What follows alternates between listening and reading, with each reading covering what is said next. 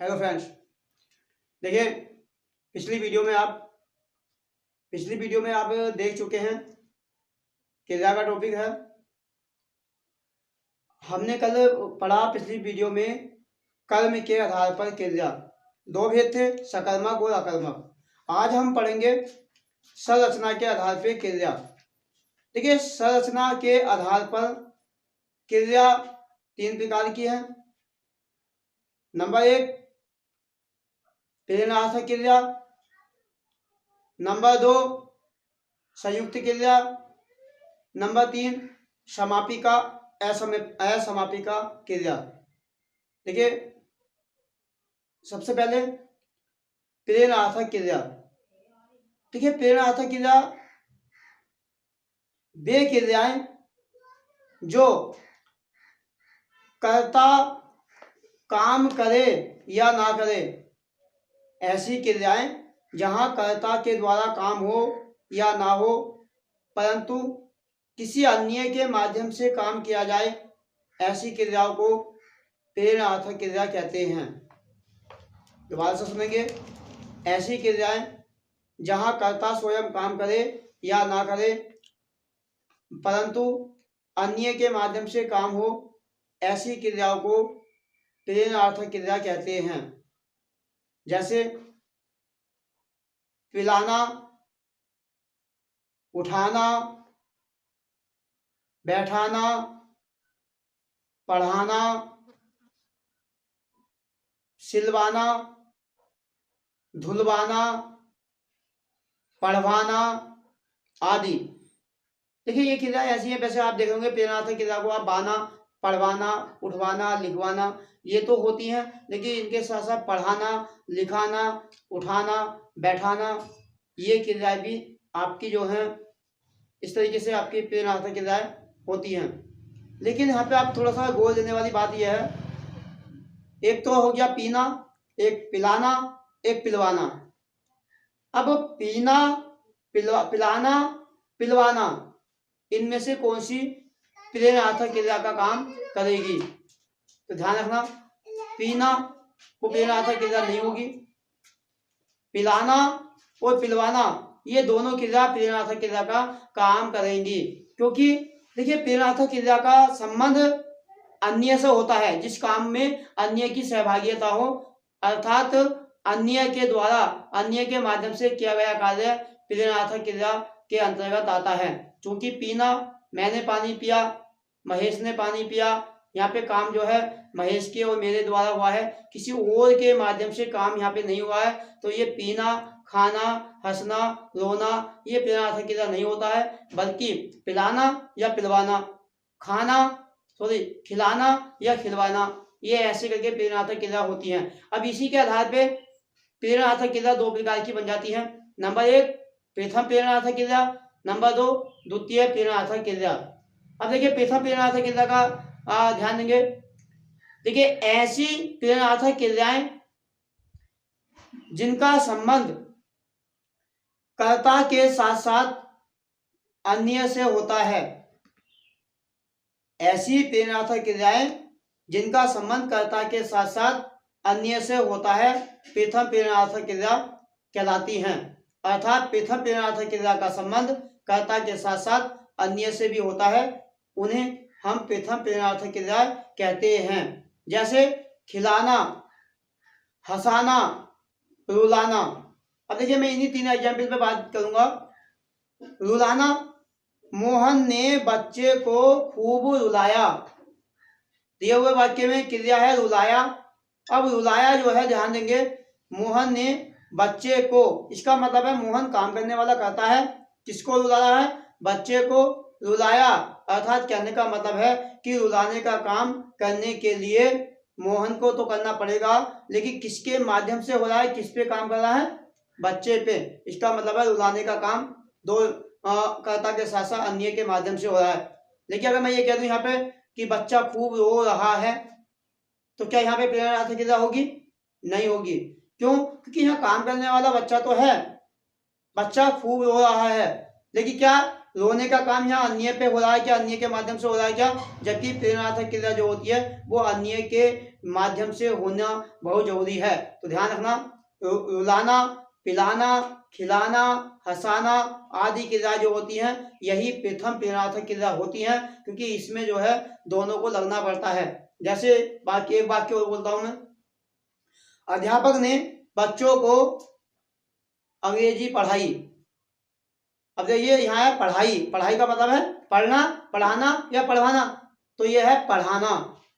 अब ध्यान देंगे यहाँ पे, अध्यापक ने बच्चों को अंग्रेजी पढ़ाई, इसका मतलब काम करने वाला कर्ता भी है, पढ़ाने का काम हो रहा है, किस पे काम हो रहा है, बच्चों को, अर्थात पढ़ना मैं स्वयं पढ़ सकता हूं, लेकिन पढ़ाने का काम यहाँ दो इनों के माध्यम से होगा, स्वयं कर्ता के, उसके साथ साथ बच्चे भी हैं वहां लगे हुए उस काम को करने में, इसलिए दोनों का सहभागिता होने के कारण ये आपकी द्वितीय प्रेरणार्थक प्रथम प्रेरणार्थक क्रिया का काम करेगी, दोनों से होता है।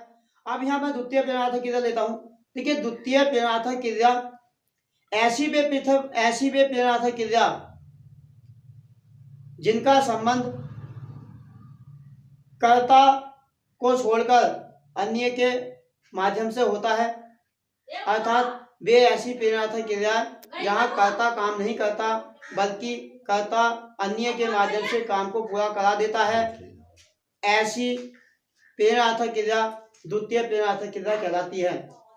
अर्थात द्वितीय प्रेरणार्थक क्रिया का संबंध केवल अन्य से होता है, जैसे पिलवाना, धुलवाना, पढ़वाना, लिखवाना, हंसवाना आदि।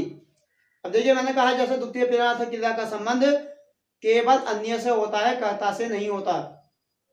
मालिक ने नौकर से खाना बनवाया, यह काम है बनवाया, किससे, नौकर से, किसने, मालिक ने।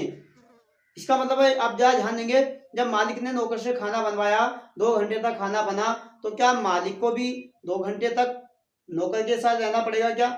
कोई जरूरी नहीं है, बस केवल मालिक ने नौकर को आज्ञा दी, उसके बाद खाना बनाने का काम किसने कर दिया, खाना बनाने का काम जो है नौकर ने निपटा दिया। ऐसे ही मोहन ने रमेश से पत्र लिखवाया, मोहन ने आज्ञा दे दी किसको, रमेश को, पत्र लिखने का काम किसने कर दिया, रमेश ने। अर्थात यहाँ पे पत्र लिखवाने का संबंध जो है रमेश से है, अन्य से है, इसलिए लिखवाया, पढ़वाया, हंसवाया, रुलवाया, बनवाया, धुलवाया आदि क्रिया जो होती हैं वो आपकी द्वितीय प्रेरणार्थक क्रिया है, क्योंकि ऐसी क्रिया को करने के लिए कर्ता की कोई आवश्यकता नहीं होती है, अन्य के माध्यम से काम हो जाता है। तो ध्यान रखना, प्रथम प्रेरणार्थक क्रिया का संबंध दोनों से था, जैसे खिलाया वो खिलाना, पिलाना, हंसाना, रुलाना, जबकि द्वितीय प्रेरणार्थक क्रिया का संबंध दोनों से है, पिलवाना, हंसवाना, रुलवाना, धुलवाना, मंगवाना, पढ़वाना आदि। तो ये आपकी प्रेरणार्थक क्रिया है, रचना के आधार पे चल रही थी। अब उसके बाद रचना के आधार पे नंबर 1 प्रेरणार्थक क्रिया हो गई। दूसरा संयुक्त क्रिया। देखिए संयुक्त क्रिया जैसे उसके नाम से ही पता चला, संयुक्त का मतलब है जुड़कर बनना। जो क्रियाएं दो धातुओं के संयोग से मिलकर बनती हैं उन्हें हम संयुक्त क्रिया कहते हैं। जो क्रियाएं दो धातुओं के संयोग से मिलकर बनती हैं उन्हें संयुक्त क्रिया कहते हैं। देखिए संयुक्त क्रिया आप स्क्रीन पर देखेंगे, थोड़ा ध्यान देंगे। एक तो है पढ़ना, लिखना। अब पढ़ना मैं ना निकाल दूं तो क्या बचा, पढ़। लिखना ना निकाल दूं तो बचा लिख। अब यहाँ पढ़ और लिख आपकी मूल धातु है, क्रिया के मूल रूप को धातु कहते हैं, लेकिन अगर मैं दो धातुओं के संयोग से क्रिया बना दूं तो आपके यहाँ पे बन जाती है संयुक्त क्रिया। जैसे बच्चा पढ़ चुका, पढ़ चुका, तो इसमें दो धातु क्या है, पढ़ पढ़ है और चुक्कू चुक है, पढ़ चुका। तो यहाँ दो धातुओं का प्रयोग किया है मैंने, पढ़ चुका, ये संयुक्त धातु है। ऐसी हमें रोजाना टहलना चाहिए, टहलना चाहिए, ये वाक्य में है टहलना चाहिए, ये क्रिया है। अब यहाँ पे दो धातुओं का प्रयोग हुआ है, क्या, टहलना, टहल अपने में एक धातु है, चाहिए चाह ये अपने में एक धातु है, दोनों को मिक्स करके बना दिया टहलना चाहिए। ऐसा ही हमें दिन रात मेहनत करनी पड़ती है, क्रिया क्या है वाक्य में, दिन रात मेहनत करनी पड़ती है, करनी पड़ती है, इसका मतलब है करना, करना में कर एक धातु है, पड़ती है पड़ एक दूसरी धातु है, इसी मिला के करनी पड़ती है, दो धातुओं का संयोग हो गया, इसलिए आपकी जो है ये आपकी संयुक्त क्रिया है। अब यहाँ पे संयुक्त क्रिया को लेके भी सवाल आता है, संयुक्त क्रिया कितने प्रकार की होती है। तो देखिए संयुक्त क्रिया के निम्न 11 भेद हैं, अर्थात संयुक्त क्रिया के निम्न 11 भेद हैं। अब इन 11 भेदों को हमें यहाँ पे थोड़ा सा पढ़ना है, तो ध्यान देंगे। देखिए इधर आप जो है सबसे पहले हम लेंगे कौन सी यहाँ पे संयुक्त क्रिया, जैसे आरंभ बोधक संयुक्त क्रिया। ध्यान देंगे नंबर 1 आरंभ बोधक संयुक्त क्रिया। देखिए स्क्रीन पे मैं कम दिखाऊंगा क्योंकि स्क्रीन पे इतना ज्यादा नहीं दिखाया जाता है, लेकिन जितना मैं अपने शब्दों से के माध्यम से काफी एग्जाम्पल बोलता हूँ, स्क्रीन पे तो 2-4 एग्जाम्पल आपको मिलेंगे, लेकिन आपको मेरी बातों को ध्यान से सुनना है, क्योंकि आपको हो सकता है मेरे एग्जाम्पल ज्यादा से ज्यादा सुन के आपके दिमाग में बैठ जाए, स्क्रीन पे 2-4 दिखा के काम चल जाएगा। देखिए आरंभ बोधक संयुक्त क्रिया, ऐसी जिन संयुक्त क्रियाओं से काम के आरंभ होने का ज्ञान होता है उन्हें हम आरंभ बोधक संयुक्त क्रिया कहते हैं। अब ये कैसी होती है, देखिए ध्यान देंगे, जैसे पढ़ने लगा, उठने लगा, जाने लगा, खाने लगा, रोने लगा। देखिए ये लगा एक धातु है। अगर मैं ये कहूं लगा, लगना, तो ये लग एक धातु है, इसलिए एक तो इसमें धातु आ गई लग, और एक है इसमें दूसरी धातु कुछ भी जोड़ लो, पढ़ने लगा, खाने लगा, खाने लगा में खा एक धातु है, लगा दूसरी धातु है, दोनों को ज्वाइन कर दिया, खाने लगा, ये आपकी जो है संयुक्त क्रिया बन गई। लेकिन इस क्रिया को हमने आरंभ बोधक में क्यों रखा है, क्योंकि यहाँ पे हम जब कोई काम की स्टार्टिंग होती है तब ऐसा वाक्य बोलते हैं, मैच शुरू होने लगा, वर्षा होने लगी, बच्चा रोने लगा। इसका मतलब है कि इस संयुक्त क्रियाओं से काम के स्टार्टिंग होने का ज्ञान होता है, इसीलिए इनको हम आरंभ बोधक संयुक्त क्रिया कहते हैं। नेक्स्ट दूसरे नंबर पे समाप्ति बोधक संयुक्त क्रिया। देखिए 11 है, क्योंकि मुझे स्पीड से पढ़ाना पड़ेगा, आपको थोड़ा ध्यान रखना है। समाप्ति बोधक संयुक्त क्रिया ऐसी भी संयुक्त क्रियाएं जिनके माध्यम से हमें ऐसा लगे कि काम की समाप्ति हो गई है, या काम समाप्त हो चुका है, या काम समाप्त हो गया है, ऐसी संयुक्त क्रियाओं को हम समाप्ति बोधक संयुक्त क्रिया में रखते हैं। जैसे पढ़ चुका, खा चुका, हंस चुका, जैसे लिख लिया, खा लिया, नहा लिया, धो लिया। ये ऐसे काम है जहां से हम काम के समाप्त होने पे इनका प्रयोग करते हैं। एक दो वाक्य जैसे बच्चे ने पत्र लिख लिया, क्योंकि काम समाप्त हो गया, दो संयुक्त है लिख लिया। ऐसा ही मैं खाना खा चुका हूँ, इसका मतलब है खा चुका हूँ, ये काम समाप्त हो चुका है, ये आपकी समाप्ति बोधक संयुक्त क्रिया है। ऐसी बच्चा सो चुका है, ये आपकी समाप्ति बोधक संयुक्त क्रिया है। क्वेश्चन पे देख रहे हैं अनुमति बोधक संयुक्त क्रिया। देखिए अनुमति बोधक संयुक्त, अनुमति जिन संयुक्त क्रियाओं से हमें ऐसा लगे कि जहां काम करने की या काम कराने की अनुमति दी जा रही है या ली जा रही है, ऐसी क्रिया को हम अनुमति बोधक संयुक्त क्रिया कहते हैं। जैसे एग्जाम्पल के तौर पे जाने दो, पढ़ने दो, लिखने दो, उठने दो, ये हमारी अनुमति बोधक संयुक्त क्रिया है।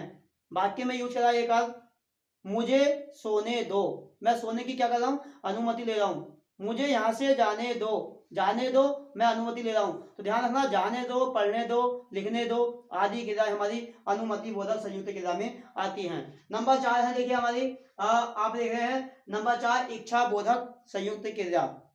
देखिए इच्छा बोधक संयुक्त क्रिया, जैसे इच्छा बोधक संयुक्त क्रिया में जिन संयुक्त क्रियाओं से हमें काम करने की इच्छा जाहिर हो, इच्छा व्यक्त हो, उन्हें हम इच्छा बोधक संयुक्त क्रिया कहते हैं। जैसे पढ़ना चाहता हूं, लिखना चाहता हूं, गाना चाहूंगा, खाना चाहा आदि। क्योंकि चाहा ये इस बात को दर्शा रहा है कि यहाँ पे अपनी इच्छा को व्यक्त किया जा रहा है, लेकिन दो धातुओं का प्रयोग किया है, इसलिए संयुक्त क्रिया बन जाती है। जैसे मैं पढ़ना चाहता हूँ, तो पढ़ना चाहता हूँ इच्छा है। मैं गाना चाहूंगा, गाना चाहूंगा, इसका मतलब है ये हमारी इच्छा बोधक संयुक्त क्रिया है। नंबर 5 देखिए, नंबर 5 पे हमारा अपूर्णता, अपूर्णता बोधक संयुक्त क्रिया। देखिए इसे अपूर्णता बोधक संयुक्त क्रिया को, अपूर्ण माने अभी पूरा नहीं हुआ है, अर्थात ऐसी संयुक्त क्रियाएं जिनसे हमें काम के अपूर्ण होने का ज्ञान होता है, उन्हें हम अपूर्णता बोधक संयुक्त क्रिया कहते हैं। जैसे पढ़ रहा, सो रहा, हंस रहा, खा रहा आदि क्रिया जो होती है हमारी, वो हमारी अपूर्णता बोधक संयुक्त क्रिया का काम करती है, क्योंकि इसमें काम लगातार चल रहा होता है, खत्म नहीं होता है, अर्थात अपूर्णता बोधक संयुक्त क्रिया का काम करती हैं। आगे नंबर नेक्स्ट नंबर आपका 6 देखिए, निरंतर बोधक संयुक्त क्रिया।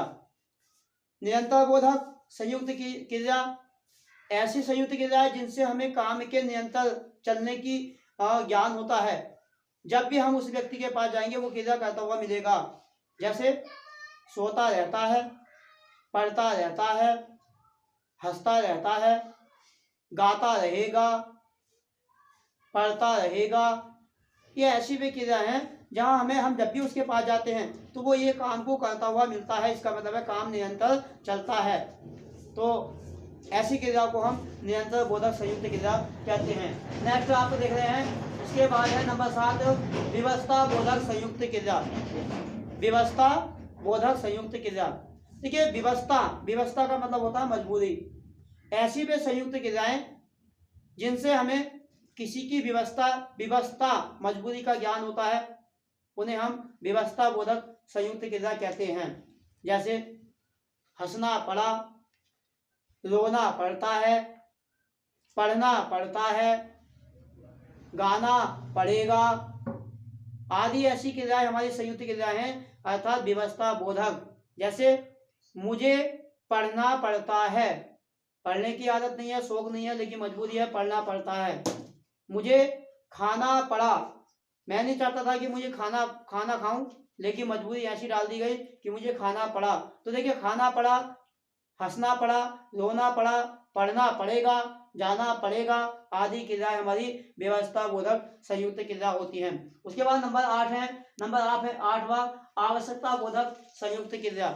देखिए आवश्यकता बोधक जिन संयुक्त क्रियाओं से हमें किसी काम के करने की हमारी आवश्यकता का ज्ञान हो।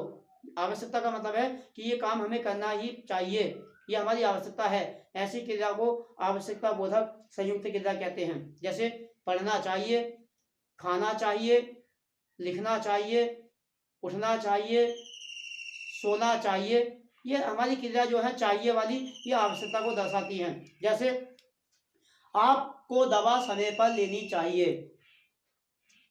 रमेश को प्रातःकाल टहलना चाहिए,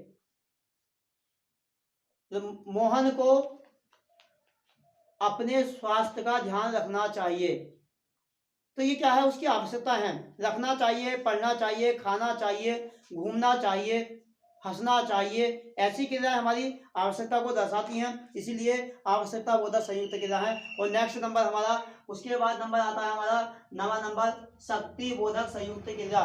देखिए इसे शक्ति बोधक भी कह सकते हैं या सामर्थ्य बोधक संयुक्त क्रिया भी कह सकते हैं। सामर्थ्य का मतलब भी कैपेसिटी है, शक्ति बोधक ये भी हमारी कैपेसिटी है, अर्थात जिन संयुक्त क्रियाओं से किसी की सामर्थ्य को या शक्ति को दर्शाने का काम किया जाए उसे हम सामर्थ्य बोधक संयुक्त क्रिया कहते हैं।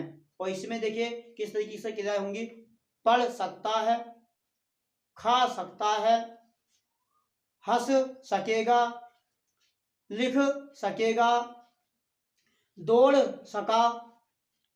ये सका वाली क्रिया जो है, सका, ये हमारी कैपेसिटी को दर्शाती है, सामर्थ्य को दर्शाती हैं। एग्जाम्पल के तौर पे कोई कह रहा है कि वो 15 फीट कूद सकता है, कोई कह रहा नहीं कूद सकता, तो मैंने कहा नहीं भाई, रमेश 15 फीट कूद सकता है, इसका मतलब है मुझे उसकी कैपेसिटी का पता है, मैंने बोल दिया कूद सकता है।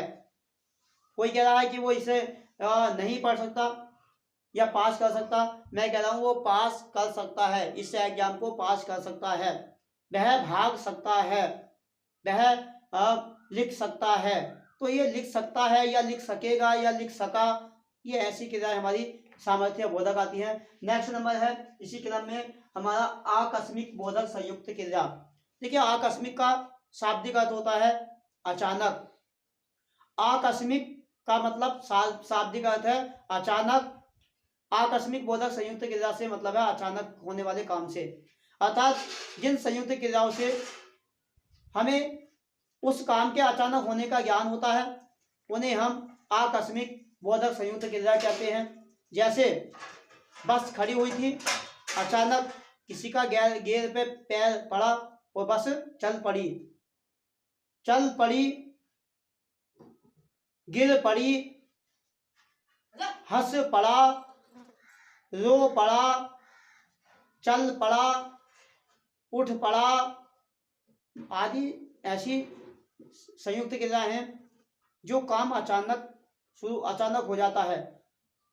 तो इस बात का ध्यान रखेंगे। जैसे मैं ये कहूं कि बच्चा अचानक गिर पड़ा, बस चल पड़ी,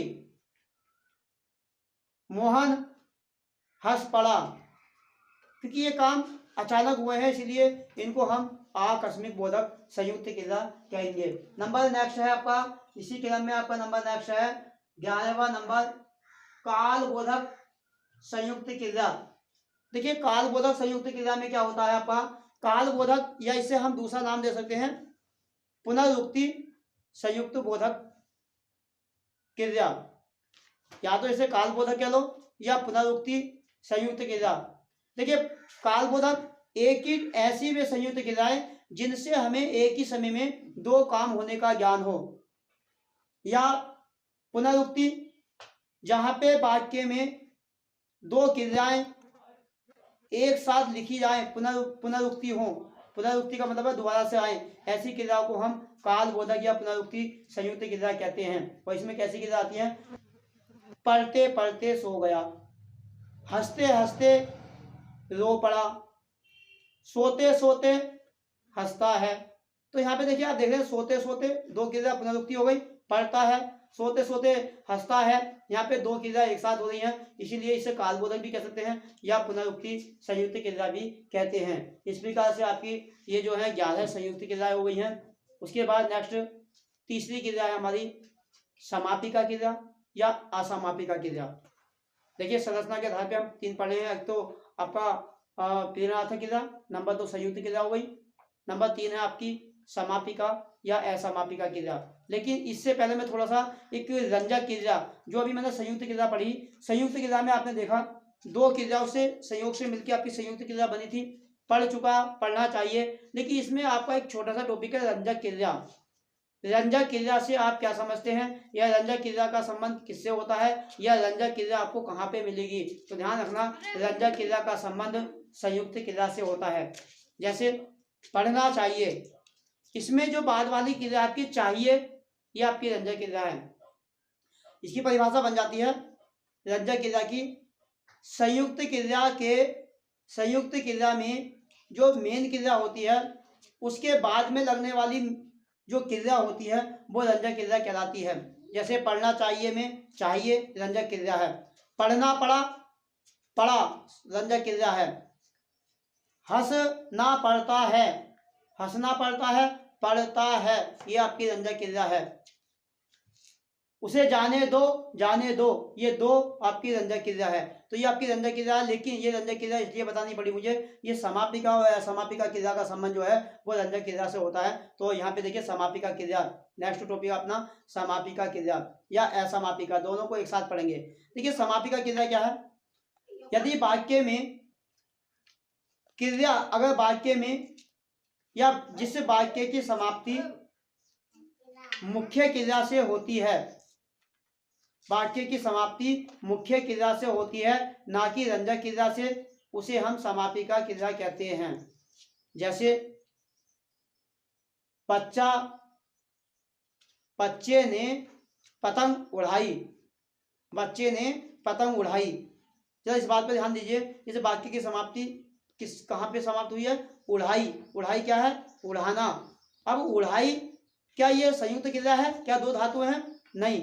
अगर मैं ये कहता बच्चा पतंग उड़ा रहा है या बच्चा पतंग उड़ाना चाहता है, तो उड़ाना चाहता है या उड़ा चुका है, ये आपकी जो है क्या होता है इसमें रंजक क्रिया का प्रयोग हो जाता है। तो ध्यान देंगे, समापिका क्रिया का मतलब है कि वाक्यों की समाप्ति यदि किसी मुख्य क्रिया से हो जाए, रंजक क्रिया से ना हो, तो वो आपकी समापिका क्रिया मानी जाती है। जैसे एक वाक्य वो बोला हूं मैं, मोहन ने पत्र लिखा।